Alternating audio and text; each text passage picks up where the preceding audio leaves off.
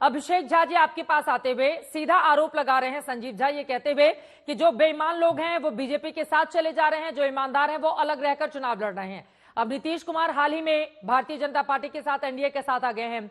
इन्होंने माला की बात की कि कौन कौन से लोग माले वाले फ्रेम से बाहर निकल रहे हैं। हमने कल ही तस्वीर भी देखी, जब नरेंद्र मोदी को बड़ा सा माला पहनाया गया तो खींचकर नीतीश कुमार को उन्होंने उस माले के भीतर ले लिया फोटो सेशन के लिए।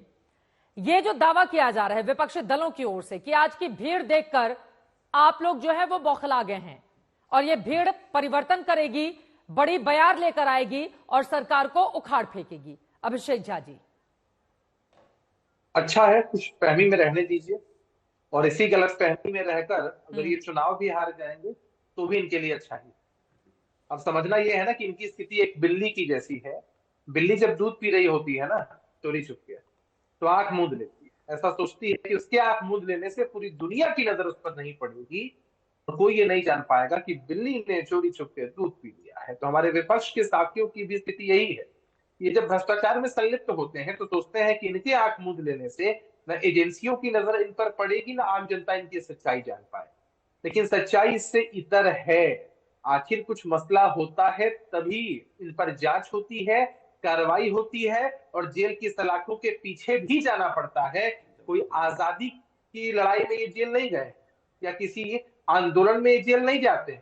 भ्रष्टाचार के आरोप में जब तथ्य मिलते हैं तब इनको जेल की हवा खानी। और दूसरा, अगर इतनी भीड़ जब गांधी मैदान भी नहीं भर पाता है इन सभी पार्टियों से मिलकर, इससे ही ये उत्साहित है, इसका मतलब कितनी भीड़? 1 लाख, 2 लाख, 3 लाख? अरे भाई जाइए ना अपनी खुशी से, जितनी भी भीड़ ये मान ले।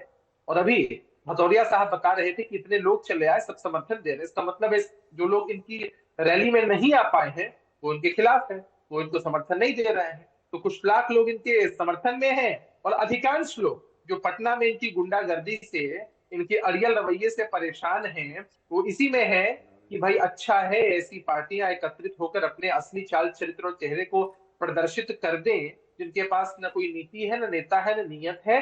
इनको हमको वोट नहीं देना है। तो ऐसी रैलियां जब जब होती है ना चित्रा की, इससे हमको फायदा ही होता है, क्योंकि इनकी पुरानी राजनीतिक संस्कृति, इनकी लठमार राजनीतिक संस्कृति और ये हल्ला करने वाली संस्कृति बाहर चली आती। आपने महिलाओं को देखा क्या?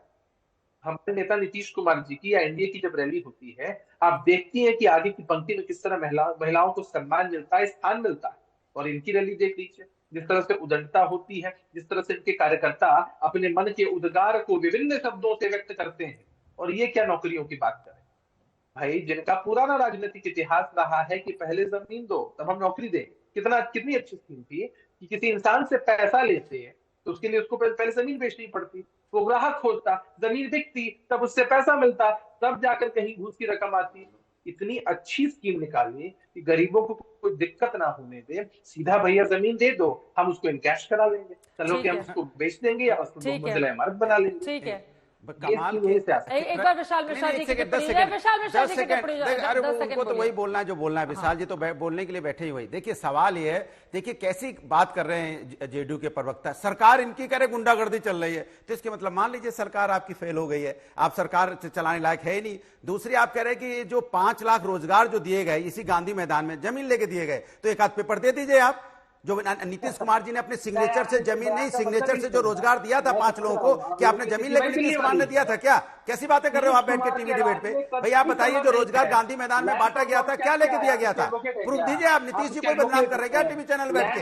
नीतीश जी उसमें मुख्यमंत्री थे और मुख्यमंत्री नीतीश जी मुख्यमंत्री थे। तेजस्वी जी ने वादा किया था 10 लाख रोजगार दिलवाया, तो आप बताइए कैसे दिलवाया उन्होंने? आप बताइए ना। नीतीश जी को झूठा ठहरा। नीतीश जी ने क्या? आप कह रहे हो कि जो 5 लाख रोजगार के जो बांटे गए थे, क्या जमीन लेके बांटे गए थे?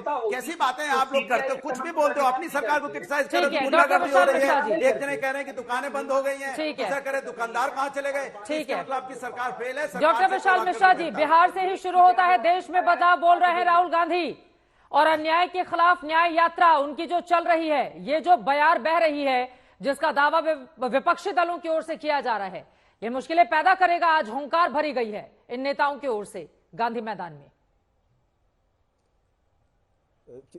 चित्रा जी, अभी आपने जब कहा कि विशाल मिश्रा जी को बोलने दीजिए, तो अनुराग भदौरिया जी कह रहे थे वो क्या बोलेंगे, वो तो वही बोलेंगे जो बोलना है।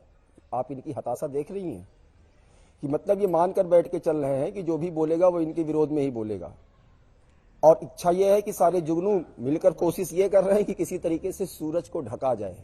विडंबना तो देखिए, अभी मैं सुन रहा था, जो कसम खाकर कहते थे कि हम कांग्रेस के साथ नहीं जाएंगे, जो रोज फाइल खोलते थे, फाइल फाइल फाइल कांग्रेस का, आज देखिए किस प्रकार से गलबैयां कर रहे हैं।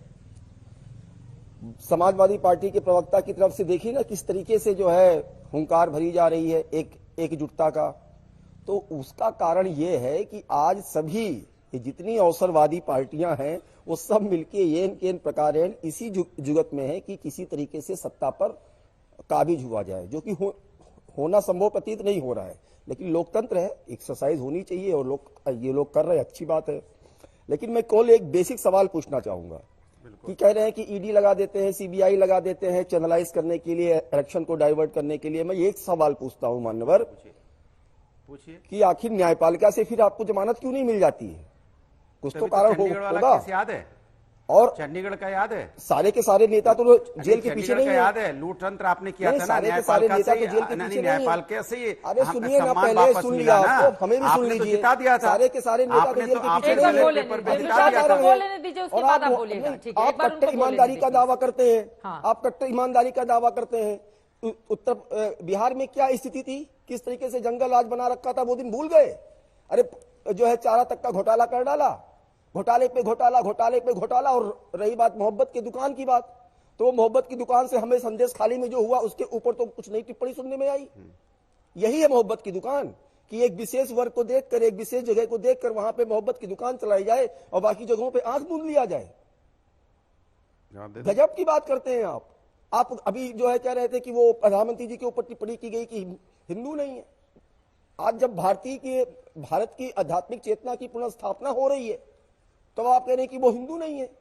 क्यों सी बात कर रहे हैं आप? ये मतलब बात करने का भी कोई एक तार होता है, लेकिन नहीं, इतनी हताशा, इतनी निराशा कि ये इन प्रकार कुछ भी अनाप शनाप बयान दे देना, एक दूसरे के खिलाफ रहना। उसके बाद में आज की डेट में गांधी मैदान बहुत भरा हुआ था, अच्छी बात है, भरा हुआ था। ये जनता है, जनता जनार्दन होती है, सब दिख रहा है उसको ये भी दिख रहा है कि किस तरीके से 1800 गांव में बिजली नहीं होती थी और आज बिजली पहुंच गई है। उसको ये भी दिख रहा है कि 1.18 करोड़ लोगों को आज की डेट में लगभग 68,000 करोड़ रुपए का मुद्रा लोन दिया जा चुका है। आज उसको ये भी दिख रहा है कि हर दिन 51 नए कॉलेज बन रहे हैं, हर हफ्ते में एक विश्वविद्यालय बन रहा है, हर हफ्ते में पेटेंट हो रहा है। उसको सब दिख रहा है कि भारत कहाँ से स्पेस जो है जमीन से लेकर। ठीक है, अब आप सारे लोगों की बात हो गई। अब मैं जरा इसको और ज्यादा विस्तार देना चाहूंगी सभी लोगों से। ठीक है विशाल मिश्रा जी, अब मेरा ये सवाल है अनुराग भदौरिया जी आपसे भी और बाकी मेहमानों से भी, जब भी लोकसभा की बात आती है तो बार बार चेहरा पूछा जाता है। नीतीश कुमार जब संयोजक बने थे तो माना जा रहा था कि उनका चेहरा या ममता बनर्जी का चेहरा सामने आ सकता है, जिसमें आप लोग कामयाब नहीं हो पाए। जिन 3 राज्यों को लेकर खासतौर से उत्तर प्रदेश 80 लोकसभा में से यहां पर 2014-2019 में एक तरह का क्लीन स्वीप, अभी मौजूदा वक्त में सपा के पास सिर्फ 3 सीटें हैं 80 में से। अगर बिहार की बात करें 40 लोकसभा में से 1 सीट है कांग्रेस के पास। आरजेडी का खाता भी 2019 में नहीं खुला था। वहीं दूसरे राज्यों को भी, आम आदमी पार्टी की मैं बात कर लूं, अगर पंजाब को हम छोड़ दें, राजधानी दिल्ली में उनका भी खाता नहीं खुला था। 7 सीटों पर क्लीन स्वीप कर लिया था भारतीय जनता पार्टी ने। तो भीड़ इकट्ठा करके उनको मुद्दों पर हराना और इस भीड़ को वोट में कन्वर्ट करना, उसमें क्या कामयाबी मिलेगी आप लोगों को? क्योंकि जब नरेंद्र मोदी की बात आती है तो बहुत सारे मुद्दे पीछे भी रह जाते हैं। अनुराग भदौरिया जी, आपकी बात से मैं पूरी तरह सहमत हूं। उसका सीधा साधा एग्जाम्पल आपने देखा, 2022 में चुनाव हुए, समाजवादी पार्टी 36% वोट लेके आई। हाँ। अभी उपचुनाव हुआ जिसमें समाजवादी पार्टी के जीते हुए विधायक का कहते हैं ना अंतरात्मा ने कुछ कह दिया तो उन्होंने रिजाइन करके बीजेपी से लड़े, 45,000 वोट से हारे। तो जनता, वहां भीड़ थी, जनता ने वोट दिया, डबल इंजन की सरकार थी, घोसी में हार गए। अब दूसरी बात ये कह रहे न्यायपालिका है, तभी तो आपने तो वहां लूटतंत्र बचाई दिया था। चंडीगढ़ में आपने बैलेट पेपर से तो अपना मेयर जिताई दिया था बीजेपी ने। वो तो भाई न्यायपालिका से न्याय मिला, जिस तरह से आपने लूटा था उसी तरह से वापस न्यायपालिका ने दिला दिया। उसे इलेक्ट्रल बॉन्ड में भी न्यायपालिका ने आदेश से आपने जो फंड का बना रहे थे, तो न्यायपालिका पे हमें विश्वास। आपको है कि नहीं बताइए? संदेश खाली में जो हुआ गलत हुआ हम कहते हैं, उसके साथ न्याय होना चाहिए, लेकिन आपके तो मुंह से नहीं निकलेगा कि महिला पहलवान के साथ जो हुआ अन्याय हुआ। बोल दीजिए, आपके ही नेता का नाम था, आप बोल दीजिए जो बीएचयू में हुआ अन्याय हुआ, आप बता दीजिए उन्नाव में हुआ अन्याय हुआ, अब अंकिता भंडारी केस में अन्याय हुआ। आप आप बताइए ना, आप हथरस से बताइए अन्याय हुआ। आप तो मुझसे बोल नहीं पाते अन्याय हुआ, हम तो डंके की चोट पे बोलते हैं। अगर संदेश खाली में महिलाओं के साथ कुछ हुआ तो अन्याय हुआ और वो जेल के अंदर है। बोलिए अजय आलोक जी। ठीक है, अजय आलोक जी को बोलने देते हैं आप। ठीक है, आपकी बात हो गई। ठीक है विशाल जी, अजय आलोक जी लास्ट रह गया। इन्होंने पीएम आवास की बात की, तो प्रभु पीएम आवास में देख लीजिए, बूढ़ी माँ, देश की बूढ़ी माँ से 30,000 रुपए ले लिए। शर्म नहीं आई? 1,30,000 का मकान देते हो, बूढ़ी माँ से 30,000 रुपए घूस ले लेते हो, इससे ज्यादा शर्म? और शौचालय बनाए, शौचालय में दीवार है, कहीं दीवार नहीं तो पानी है, पानी नहीं तो दीवार नहीं, ऐसे शौचालय बनाए आपने। ठीक है, आप बोलने दीजिए, बोलिए अजय आलोक जी। अरे पीएम आवास योजना की ये बात कर रहे हैं, ये तो दूसरे के आवास हड़पने वाले लोग हैं, नौकरी के बदले जमीन लिखवाने वाले लोग हैं। ये हमें पीएम आवास का ज्ञान दे रहे हैं कि जो 4 करोड़ आवास बना के हमने बांट दिए। बहुत न्यायपालिका कर रहे हैं। जरा न्यायपालिका कल पूछे, जरा मंडे को कोर्ट खुलेगा कि लालू यादव सजा काट रहे हैं हेल्थ ग्राउंड पे, गांधी मैदान में भाषण दे रहे हैं। सुप्रीम कोर्ट की अवमानना है कि नहीं? आप लोग जो बैठे हुए महानुभाव लोग, जरा बताइए तो। सजा काटता हुआ व्यक्ति राजनीतिक रैली कर रहा है, सुप्रीम कोर्ट की अवमानना है या नहीं है? अब देखते हैं कल कोर्ट कॉग्निजेंस लेता है कि नहीं। क्यों मुंह बंद हो गया न्यायपालिका पे? बोलो ना, आवाज नहीं निकल रही है, बोलिए ना भदौरिया जी। डंके की चोट पे भी बोल रहे हैं, मुंह बंद हो गया सुप्रीम कोर्ट की बात पे। अरे आप लोग जैसे एक मिनट रंग बदलने वाले जो तोते हैं ना, एक मिनट मैं खत्म कर लूं, खत्म कर लीजिए। मैं खत्म कर लूं। जो बार बार रंग बदलने वाले तोतों की तरह हरकत आप लोग करते हैं ना, ये जनता की नजर में जा रहा है। एक्चुअली आप लोग किस नस्ल के प्राणी हैं, जिसका एक ही मतलब है अपने परिवार को प्रोटेक्शन। आज उस मंच पे क्या हुआ? लालू यादव अपने दोनों बेटों को बगल में रखा, इनको आशीर्वाद दो। मेरी बेटी मीसा बहुत काम करती है, वो भी बहुत मेहनत करती है। मेरी रोहिणी आचार्य बेटी हमको किडनी दी है। ये लोकतंत्र है? आपके समाजवादी पार्टी में लोकतंत्र? एक समय में 30 बाद एमपी एमएलए एमएलसी मिला के, चेयरमैन मिला के, सारे परिवार के, चचा राजनीति में, चचा के बेटा राजनीति में, भतीजा राजनीति में, कोई मुख्यमंत्री, बाप यहाँ पे, सारे पद अपने लिए लोकतंत्र में रख लिए हैं। इसको कहते हैं परिवारवाद। और खुलेआम मंच से लालू यादव परिवारवाद को बचा रहे हैं। चले लोकतंत्र बचाने ये लोग। अरे परिवारवादियों, भ्रष्टाचारियों की जमात। देश को आपसे मुक्ति चाहिए, वही देश कर रहा है। पिछले बार 5 आ गए थे ना, इस बार 5 नहीं, 1 भी नहीं आएगी। इस बार 1 भी नहीं आएगा भदौरिया, 1 भी नहीं। हरा कुर्ता पहन के और तब बैठिएगा, एक खान भिजवा दूंगा। सरकार बना रहे हो, शिवसेना परिवारवादी से नहीं आती, जिसके साथ सरकार है। एनसीपी परिवारवादी से नहीं आती, जिसके साथ सरकार है। नंगा नाच परिवारवाद का हुआ, बनाई है। बोल नहीं रहे। चिराग पासवान जी परिवारवादी से नहीं आते हैं। चौटाला फैमिली की सरकार, हरियाणा सरकार परिवारवादी से नहीं आती है। जम्मू कश्मीर का नक्शा बदल दिया, 370 भी हटा दिया। परिवारवादी से नहीं आती है। राजनीतिक इच्छा शक्ति है हमें। परिवारवादी से ठीक है ना? सुषमा स्वराज की दोनों लोग साथ में बोलेंगे, समझ में कैसे आएगा भाई? एक एक करके अपनी बात कर लें, एक एक करके अपनी बात कर लें। दोनों लोग बोलेंगे कैसे समझ में आएगा? बाकी 3 लोगों को फिर मौका नहीं समझ में नहीं आती है। मेरी बात क्या समझ में आएगी?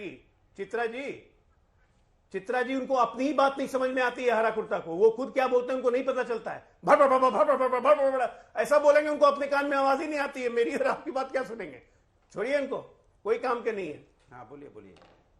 चलो अच्छा, देखिए कमाल की बात है, परिवारवादी बता रहे थे, हमने पूरा परिवार गिना दिया आपके अंदर कितना है। शिवसेना से लेके, एनसीपी से लेके, चौटाला परिवार से लेके, चिराग पासवान से लेके, पीडीपी से लेके, अकाली दल से लेके, सबके साथ सरकार बनाए हो ना, परिवारवादी दिखाई नहीं पड़ते। अच्छा, जब सत्ता बनाते तो परिवारवादी नहीं होता। हमारे बीजेपी के साथ सत्ता में अपना दल परिवारवादी नहीं होगा। निषाद पार्टी भी आपके साथ है, परिवारवादी भी नहीं है। इसमें राजभर जी आपके साथ परिवारवादी नहीं है। अच्छा हाँ, विपक्ष में आ जाएंगे तो परिवारवादी हो जाएंगे। कमाल की बात हो, जिन पे भ्रष्टाचार का आरोप लगाते हो, चक्की पिसी करके मंत्री बनाएंगे तक हो जाते हो।